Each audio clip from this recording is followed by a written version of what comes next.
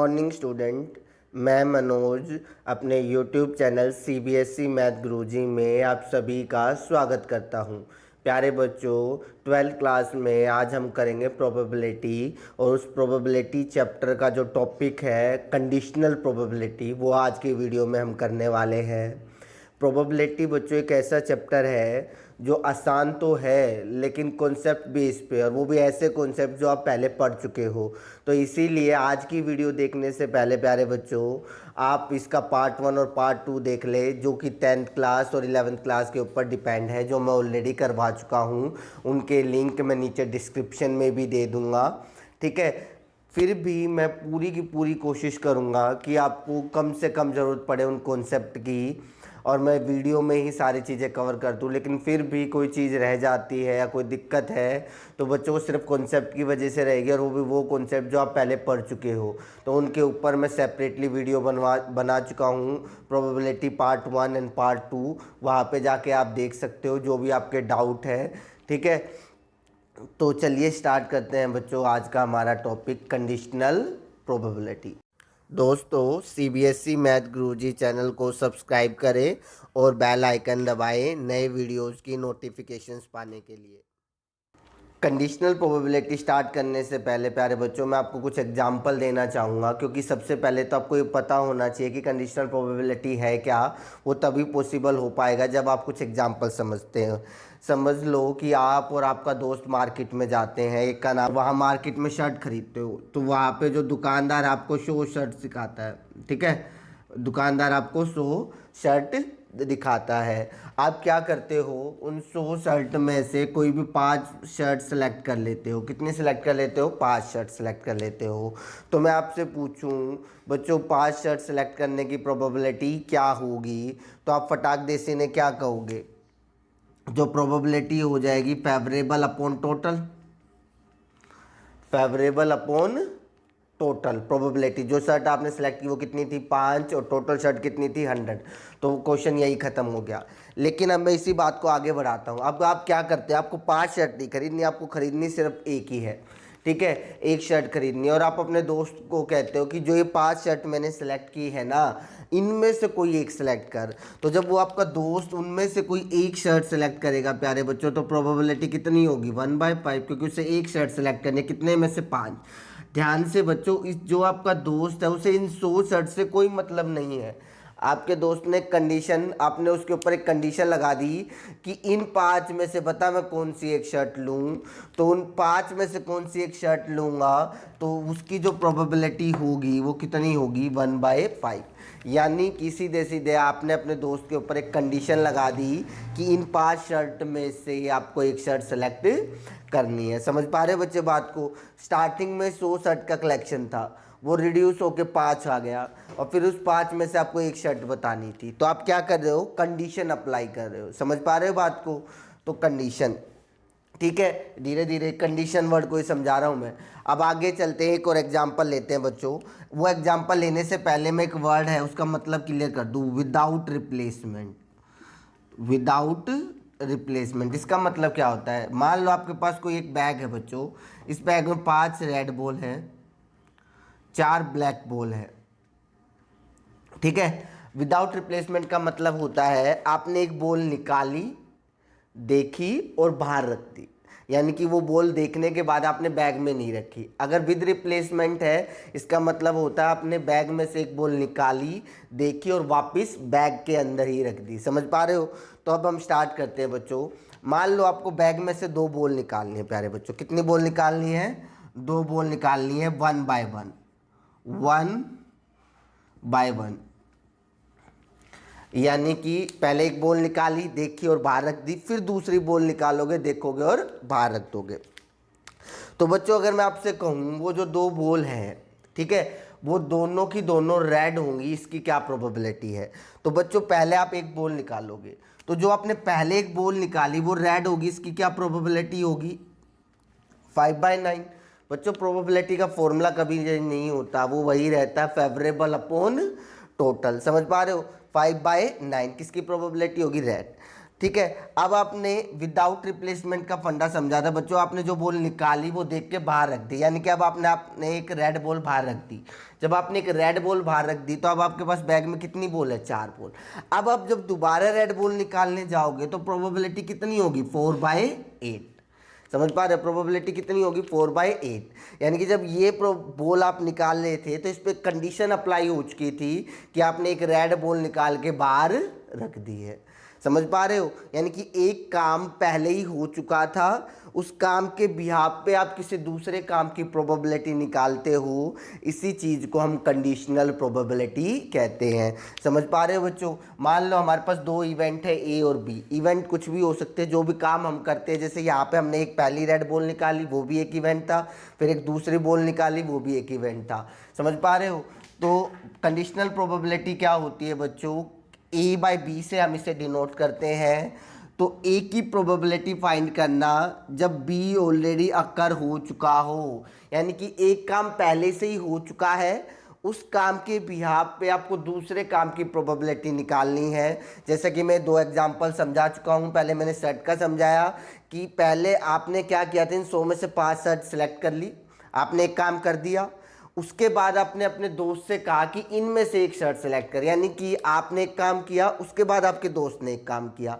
समझ रहे हो बात को, एक काम पहले हो चुका है, उसके बाद दूसरा काम हो रहा है। समझ पा रहे हो। इधर भी आ जाओ, पहले एक बॉल निकाली और वो रेड थी और वो बाहर रखी जा चुकी है, उसके बाद आपको एक और बॉल निकालनी है। समझ पा रहे हो बात को। तो एक काम पहले हो चुका है, उसके बाद आप कोई दूसरा काम कर रहे हो। ठीक है, तो इसी को हम क्या कहते हैं, कंडीशनल प्रोबेबिलिटी। डेफिनेशन में भी ये लिखा बच्चों, the probability of occurrence of event A, यानी कि कोई काम है ए, उसकी प्रोबेबिलिटी बताओ, होने की probability if B has already occur, अगर बी पहले से ही हो चुका है। तो इसको हम डिनोट करते हैं प्यारे बच्चों A/B। बी गिवन है, आप इसे गिवन भी कह सकते हो, या आप ये कह सकते हो कि ये पहले से ही हैपन है, पहले से ही हो चुका है। ठीक है, और इसका फॉर्मूला क्या होता है बच्चों, एन ए इंटरसेक्शन बी, यानी कि number of element A intersection B, यानी कि ए और बी में जो कॉमन है, ठीक है, और डिवाइडेड बाय एन बी। बच्चों ये डायरेक्ट भी निकाले जा सकते हैं। आगे आगे जो टॉपिक आएंगे बेस थ्योरम, वहाँ पे मैं कंडीशनल प्रोबेबिलिटी का जो आंसर वो डायरेक्ट ही निकालूंगा, लेकिन अभी हम बाय फॉर्मूला निकालना है। और अगर बाय फॉर्मूला निकालना है तो हमारा फॉर्मूला है n A intersection B divided by n B. और इसी को हम ये भी निकाल सकते हैं, probability of A intersection B upon P B. बेटा मैं ये मान के चलूँगा कि आपको पता है ए इंटरसेक्शन बी होता क्या है, ठीक है। और नहीं पता तो मैं सेट्स के बेसिक में करवा चुका हूँ, जिसका लिंक मैं नीचे डिस्क्रिप्शन में दे दूंगा। फिलहाल के लिए इतना समझ लो, ए इंटरसेक्शन बी का मतलब होता है ए एंड बी, यानी कि ए और बी दोनों काम एक साथ हो। दोनों काम एक साथ का मतलब, जैसे कि मैं आपको एक एग्जांपल दूं कि आपके पास कार्ड है, आपको पता है 52 कार्ड होते हैं, ठीक है। उसमें से आपका ए इवेंट मान लिया एक रेड कार्ड, और बी इवेंट मान लिया किंग। ए इवेंट क्या मान लिया कि आपने एक रेड कार्ड निकाला है, बी इवेंट आपने क्या मान लिया, एक किंग, एक कार्ड ऑफ किंग निकालना है। तो ए इंटरसेक्शन बी का मतलब है ये दोनों चीज़ें एक साथ कर दो। एक साथ का मतलब रेड को भी लिया और किंग को भी लिया, और एक साथ करोगे तो रेड किंग, यानी कि ए इंटरसेक्शन बी का मतलब होता है रेड किंग। समझ पा रहे हो। तो दोनों काम एक साथ को हम क्या कहते हैं, ए इंटरसेक्शन बी। तो पी ए बाय बी का फॉर्मूला होता है n A intersection B divided by n B, और या फिर probability P A intersection B upon P, यानी कि probability of A intersection B divided by probability of P B. ध्यान रखना ये जीरो नहीं होनी चाहिए, ठीक है। एन का मतलब नहीं पता तो मैं बता देता हूँ, इसका मतलब होता है number of element in A intersection B. कोई दिक्कत प्यारे बच्चों। उम्मीद करता हूँ कि आपको एक कंडीशनल प्रोबेबिलिटी समझ में आई होगी। इसको थोड़ा सा और अच्छा करने के लिए प्यारे बच्चों मैं आपके सामने कुछ एग्जाम्पल लेता हूँ, ठीक है, उससे आपको और क्लियर हो जाएगा। तो चलिए स्टार्ट करते हैं कुछ एग्जाम्पल स्टार्ट करने से पहले प्यारे बच्चों एक बार फिर से समझ लेते हैं पी ए बाई बी है क्या। वैसे P A by B find करने के लिए हमें फॉर्मूले की ज़रूरत नहीं होती, लेकिन राइट नाउ हम ये टॉपिक करें कंडीशनल प्रोबेबिलिटी, तो हम यहाँ फॉर्मूले से करेंगे। लेकिन आगे के जो टॉपिक रहेंगे हमारे बेस थ्योरम वगैरह, वहाँ मैं इसको आपको डायरेक्ट फाइंड करना सिखाऊंगा, ठीक है। फिलहाल आज पी ए बाई बी का मतलब क्या है बच्चों, अगर मैं सिंपल सी बात करूँ कि आपको प्रोबेबिलिटी निकालनी है, प्रोबेबिलिटी ऑफ ए, ठीक है, probability of occurrence of A if B already occur. तो पी ए बाई बी का मतलब क्या है बच्चों, probability of A B is already occur, एक, ठीक है, पॉइंट। दूसरा आप इसको ये भी कह सकते हो कि आपको प्रोबेबिलिटी ऑफ ए फाइंड करनी है taken B as a sample space, यानी कि जो ओरिजिनल सैंपल स्पेस है वो नहीं लेनी आपको, अब सेट बी को क्या मानना है, सैंपल स्पेस मानना है। तीसरा आप इसको ये भी कह सकते हो क्या, प्रोबेबिलिटी ऑफ ए, ठीक है, विद रिस्पेक्ट टू बी, यानी कि ए की प्रोबेबिलिटी निकालनी है with respect to B. With respect to B, ये रिस्पेक्ट वर्ड का मतलब क्या है बच्चों, तो थोड़ी बहुत साइंस आपने पढ़ी होगी प्यारे बच्चों, जहाँ पे आपको एक चीज़ पता, रेस्ट और मोशन। तो कई बार जब आप गाड़ी में चल रहे होते हो तो जो पेड़ साथ में खड़े होते हैं वो मूवमेंट करते हुए दिखाई देते हैं, लेकिन क्या एक्चुअल में मूवमेंट करते हैं वो नहीं। तो किसकी रिस्पेक्ट में मूवमेंट कर रहे हैं, वो आपकी रिस्पेक्ट में, क्योंकि आप आगे की तरफ जा रहे हो तो पेड़ आपकी रिस्पेक्ट में क्या कर रहे हैं, मूवमेंट कर रहे हैं, मोशन में है। समझ पा रहे हो रिस्पेक्ट का मतलब क्या है। तो आपको ए की प्रोबेबिलिटी निकालनी है अकॉर्डिंग टू बी। इन तीनों ही बातों का प्यारे बच्चों एक ही मतलब है कि आपको ए की प्रोबेबिलिटी निकालनी है, या कोई काम है ए, उसकी प्रोबेबिलिटी निकालनी है, बी पहले ही हो चुका है, यानी कि एक काम जो बी पहले ही हो चुका उसके बिहाफ पे आपको ए की प्रोबेबिलिटी निकालनी है। समझ पा रहे हो बात को। तो चलिए स्टार्ट करते हैं हमारा पहला एग्जांपल बच्चों। क्या कहा है, फेयर डाइस इज रोल्ड, आपको एक डाइस फेंकी गई है, ठीक है, और कंसीडर द फॉलोइंग इवेंट। हमने मान लिया ए इवेंट में हमें दे रखा 1 3 5, बी इवेंट में 2 3 और सी इवेंट में क्या मान लिया 2 3 4 5। हमें फाइंड क्या करना है प्यारे बच्चों, पी ए बाई बी। क्या फाइंड करना है, पी ए बाई बी। तो पी ए बाई बी, तो बच्चों फॉर्मूला बताया था मैंने, इसका क्या बताया था, या तो n A intersection B divided by n B. समझ पा रहे हो बात को, या प्रोबेबिलिटी ले सकते हो। तो हम नंबर ऑफ एलिमेंट पे ही चलते हैं। तो एन ए इंटरसेक्शन बी, ए ये रहा, बी ये रहा, इंटरसेक्शन का मतलब होता है कॉमन। तो दोनों में कॉमन कौन सा एलिमेंट है बच्चों, 3। दोनों में कॉमन कौन सा एलिमेंट है, 3। ए इंटरसेक्शन बी कितना आ गया, 3। अब इसके आगे एन जो लगाया उसका मतलब होता है नंबर ऑफ एलिमेंट। तो कितने एलिमेंट है यहाँ पे, 1। तो एन ए इंटरसेक्शन बी कितना आ जाएगा प्यारे बच्चों, 1। N B number of element in B set, B set में कितने एलिमेंट है, 2। तो प्रोबेबिलिटी कितनी आ जाएगी, 1/2। समझ पा रहे हो बात को बच्चों। सेकंड पार्ट में हमसे पूछा गया P B by A. P B by A ऊपर यही रहेगा एन ए इंटरसेक्शन बी, ठीक है, नीचे बच्चों इस बार एन ए आ जाएगा। तो number of element in A intersection B हमारा 1 आ चुका ऑलरेडी, ठीक है बच्चों। N A number of element in set A कितना है, 3। तो प्रोबेबिलिटी कितनी आ गई, 1/3। समझ पा रहे हो, ए की प्रोबेबिलिटी जब बी पहले से हो चुका है तो प्रोबेबिलिटी आएगी 1/2। बी की प्रोबेबिलिटी जब ए ऑलरेडी हो चुका है तो कितनी आएगी, 1/3। समझ पा रहे हो बच्चों बात को, कोई दिक्कत। तीसरे पार्ट में उसने हमसे क्या कहा है, पी ए बाई सी। समझ पा रहे हो क्या, ए बाई सी। तो पी ए बाई सी का मतलब है n A intersection P C divided by n C. अब आपको ए और सी का इंटरसेक्शन देखना, ए और सी। तो प्यारे बच्चों यहाँ देखो ए और सी का इंटरसेक्शन, तो क्या आ रहा है, ए और सी में कॉमन, एक तो 3 3 और एक 5, तो 3,5 ये 2 एलिमेंट आ गए, ठीक है। अब इस ए इंटरसेक्शन बी में कितने एलिमेंट है, 2। तो ऊपर कितना आएगा प्यारे बच्चों, 2। समझ पा रहे हो, नीचे N C number of element in C कितने हैं, 4। समझ पा रहे हो, तो प्रोबेबिलिटी कितनी आ जाएगी, 1/2। कोई दिक्कत बच्चों। चले अगले पार्ट पे। फोर्थ पार्ट देखो बच्चों, फोर्थ पार्ट में कहा गया P A union B C. थोड़ा सा रटना नहीं है बच्चों, पी ए यूनियन बी। तो इस पूरे ए यूनियन बी को अब हम एक सेट मानेंगे। तो पहले ए यूनियन बी निकाल लो बच्चों। तो ए यूनियन बी जब आप निकालोगे 1 3 5 और 2 3, यूनियन का मतलब होता है ए के भी एलिमेंट लिखने और बी के भी। तो अगर मैं लिखूँ तो कितने आएंगे, 1 2 3 5। कोई दिक्कत बच्चों। तो अब मान लो ये एक सिंगल सेट है बच्चों, ये सेट, ठीक है, और ये सी, और इसमें इसका इंटरसेक्शन मुझे किसके साथ चाहिए, सी के साथ। यानी कि अब इसमें और सी में कॉमन देखो क्या है, इसमें 1 2 3 5 है, उसमें 2 3 4 5 है।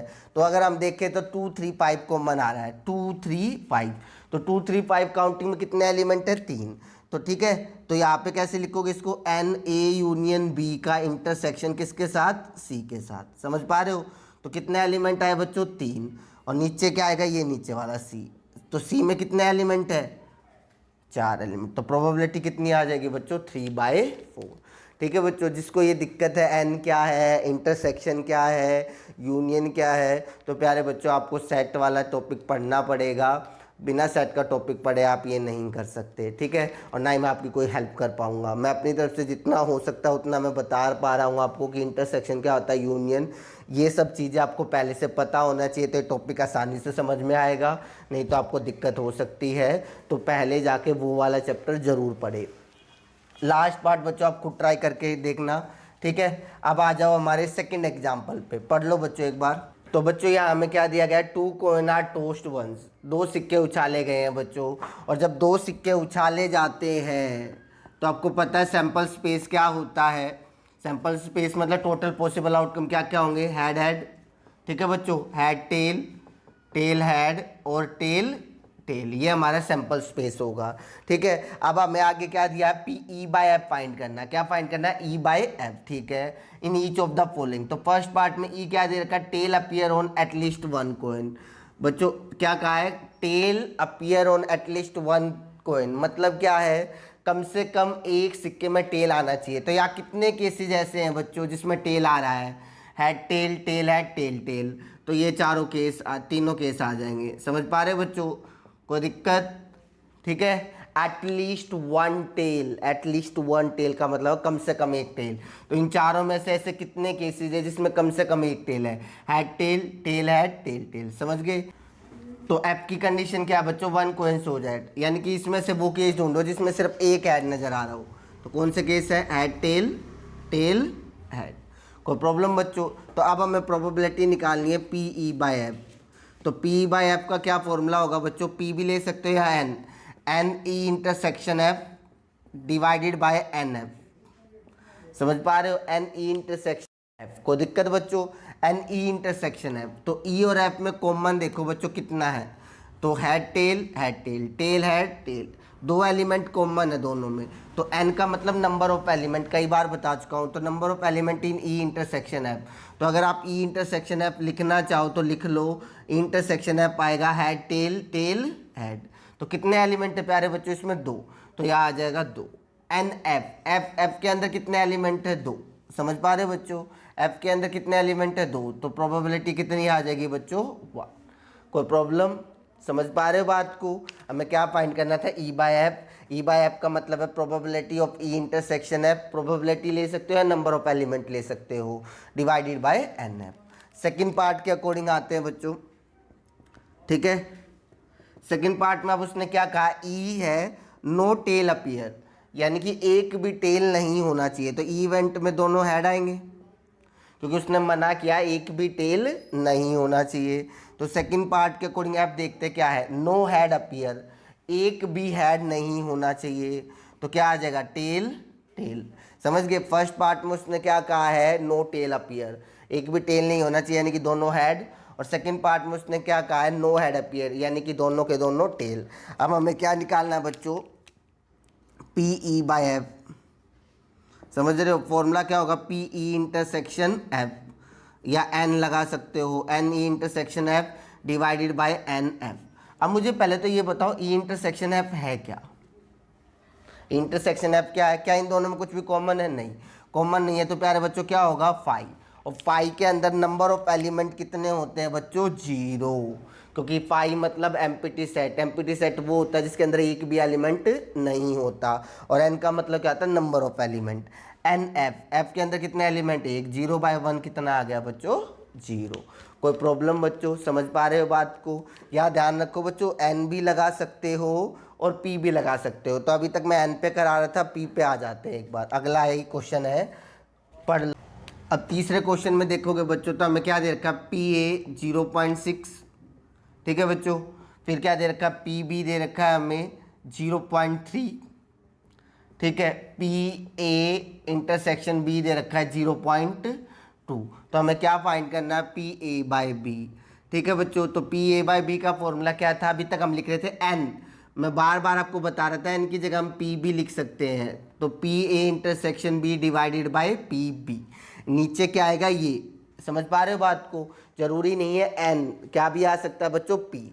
तो ध्यान से देखो, पी ए इंटरसेक्शन बी, इसकी प्रोबेबिलिटी हमें कितनी दे रखी है 0.2 डिवाइडेड बाय पी बी, कितनी दे रखी है प्रोबेबिलिटी 0.3।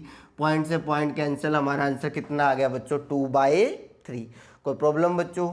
एक और हिस्सा हमसे पूछ रखा पी बी बाय ए, तो पी बी बाय ए का मतलब क्या होगा बच्चों, पी ए इंटरसेक्शन बी, ठीक है, डिवाइडेड बाय पी ए। ध्यान रखना जरूरी नहीं हर बार पी आएगा, पी बी बाय ए निकाल रहे तो नीचे क्या आएगा ए।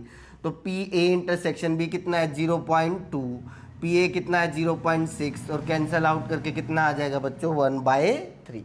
कोई प्रॉब्लम। तो यहाँ पे हम एन भी ले सकते हैं और पी भी हम अपने अकॉर्डिंग लेंगे बच्चों, एन ले लेंगे या फिर क्या ले लेंगे पी ले लेंगे। कोई प्रॉब्लम बच्चों। अभी ये कंडीशनल प्रोबेबिलिटी के सारे क्वेश्चन नहीं है, अभी तो हमें बहुत सारे क्वेश्चन करने हैं, लेकिन वो इस वीडियो में नहीं होगा।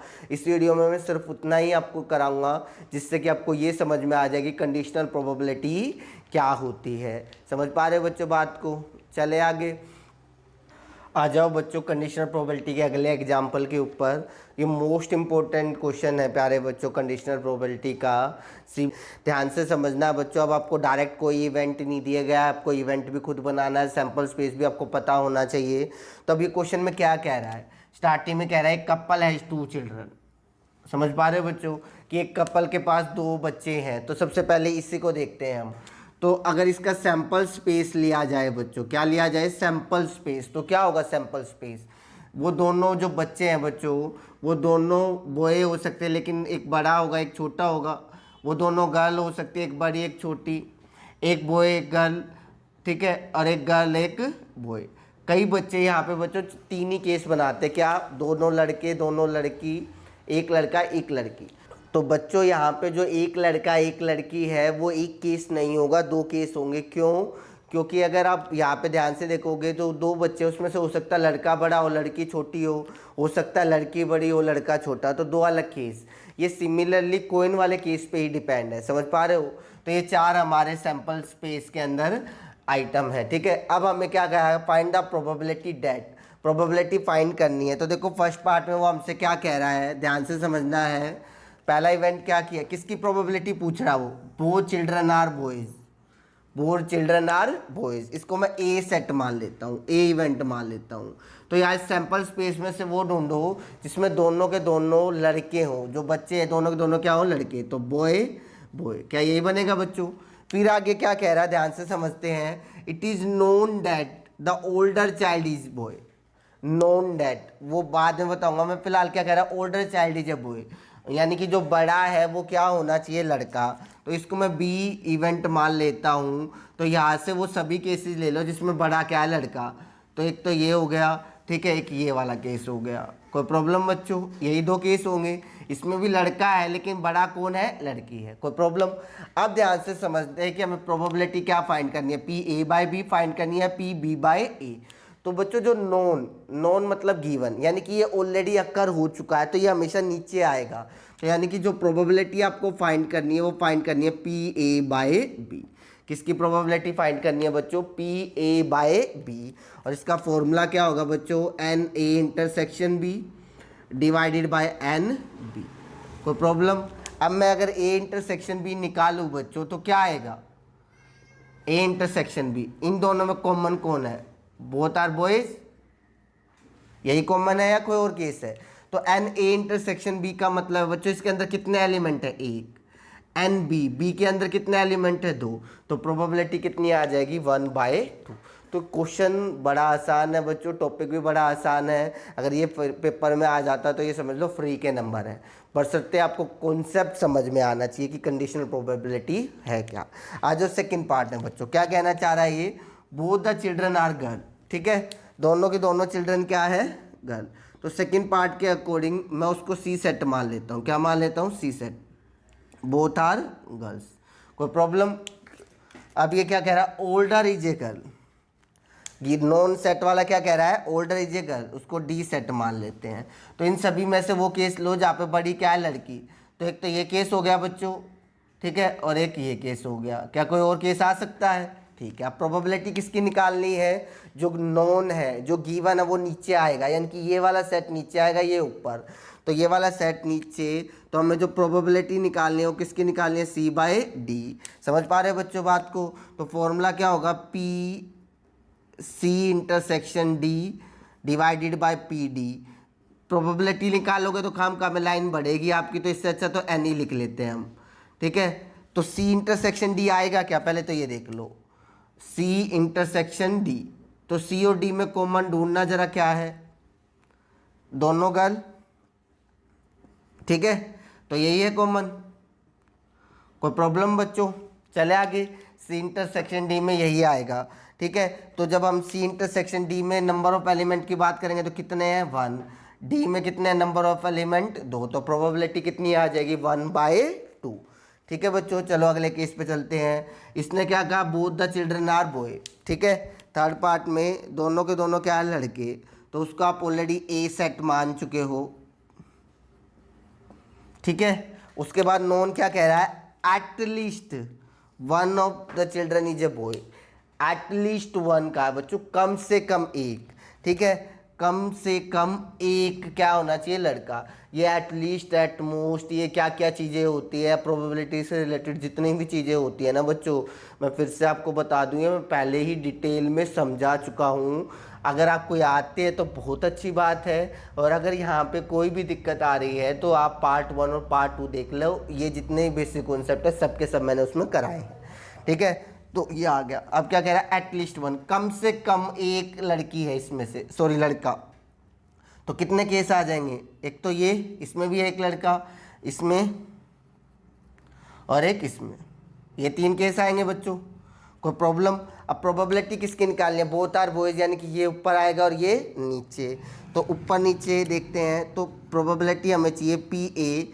इसको बच्चों बी मत मानो, क्योंकि ऑलरेडी आप मान चुके हो। कोई और सेट मान लो, ई सेट मान लो। तो आपको प्रोबेबिलिटी निकालनी है P A by E. E given आएगा, तो क्या फॉर्मूला होगा बच्चों इसका? P A intersection E n A intersection E divided by n E. कोई दिक्कत? अब ए और ई का इंटरसेक्शन बताना जरा मुझे खुद से। ए और ई का एक ही एलिमेंट है, ठीक है। तो 1, क्योंकि नंबर ऑफ एलिमेंट काउंट करने, डिवाइडेड बाय ई के अंदर कितने एलिमेंट है? 3। तो प्रोबेबिलिटी कितनी आ जाएगी? 1/3। तो समझ पा रहे हो बच्चों? तो ये था बच्चों हमारा कंडीशनल प्रोबेबिलिटी। कोई दिक्कत?